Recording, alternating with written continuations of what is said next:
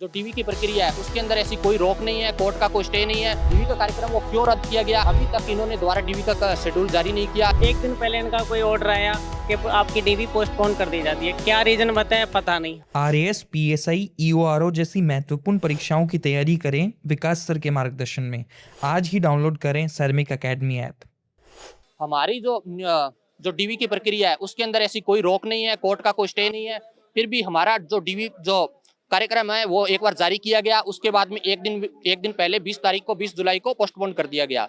हमारा जो डीवी का कार्यक्रम वो क्यों रद्द किया गया, ऐसा कोई उन्होंने कारण नहीं बताया। सिर्फ उन्होंने एक बताया कि प्रशासनिक कारणों के कारण रद्द किया जाता है। उन्होंने अभी तक लगभग 15 दिन बीत चुके होंगे इस बात को, और अभी तक इन्होंने दोबारा डीवी का शेड्यूल जारी नहीं किया। ये क्यों नहीं करना चाह रहे, इनकी मंशा हमें समझ में नहीं आ रही अभी तक। हम जो L2 के विद्यार्थी हैं, हमारे जो स्टे वगैरह कुछ भी नहीं होने, कोर्ट का कोई आदेश नहीं होने के बावजूद हम दर दर की ठोकरें खा रहे हैं। मैं पिछले 3 बार अभी जयपुर आ चुका हूँ, मेरा हर बार 3 से 4 हज़ार रुपये खर्चा लग जाता है। और हम बेरोजगारी में कभी घर से मांग के, कभी दोस्तों से मांग के उधार ले लेकर यहाँ पर आ रहे हैं कि हमारा जल्दी से जल्दी डीवी कार्यक्रम जारी करवा दो। पर हमारी जो ये सरकार है और जो ये विभाग है ये नहीं सुन नहीं रहा। हम पिछले सचिवालय भी 3 बार जा चुके हैं और जयपुर निदेशालय, संस्कृत निदेशालय भी जा चुके हैं, यहाँ आलोकराज जी से पास भी आ चुके हैं, पर हमारी कोई भी सुनवाई नहीं हुई। पिछली अगर संस्कृत शिक्षा विभाग की बात करें तो अभी पिछले 2 दिन पहले डाटा आया था कि पिछले 3 सालों के अंदर लगभग 17,000 स्टूडेंट संस्कृत स्कूलों के अंदर कम हो चुके हैं। संस्कृत शिक्षा के हालात बुरे हो रखे हैं और लगभग संस्कृत शिक्षा विभाग के अंदर शिक्षकों के 45% जो पद हैं वो खाली चल रहे हैं।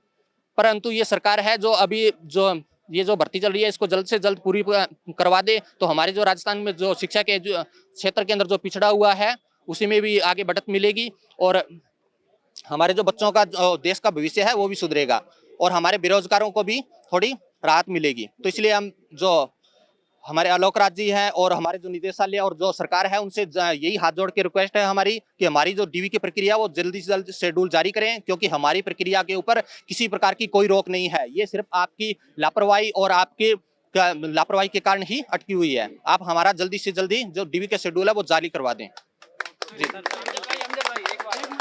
सर नमस्कार, मेरा नाम कृष्णा है, मैं भरतपुर से हूँ।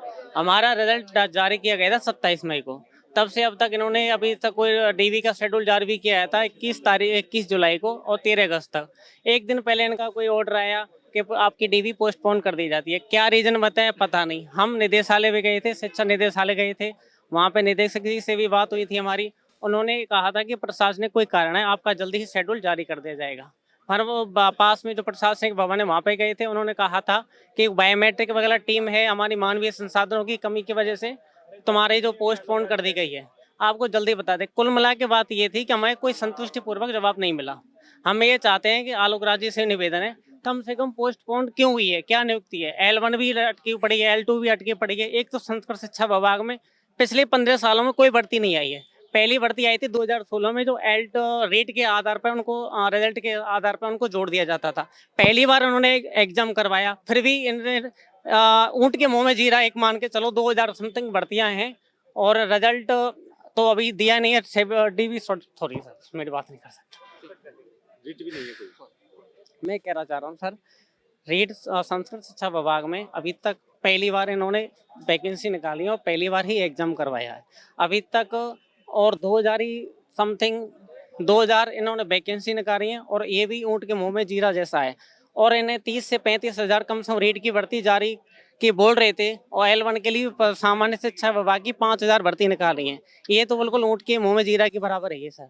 मैं इनसे निवेदन करना चाहता हूँ, कम से कम भर्ती निकाली है, उसमें भी पेपर ऐसा बनाया है लड़कों की लड़कियों की सबकी हालत खराब है। जो भी सेलेक्टेड हुए हैं जिनकी रैंक अच्छी आई है, कम से कम उनको तो मेहनत किया है, मेहनत का फल मिले, नियुक्ति मिले, उनका डीवी शेड्यूल जारी किया जाए, बस ये। जय हिंद, जय भारत।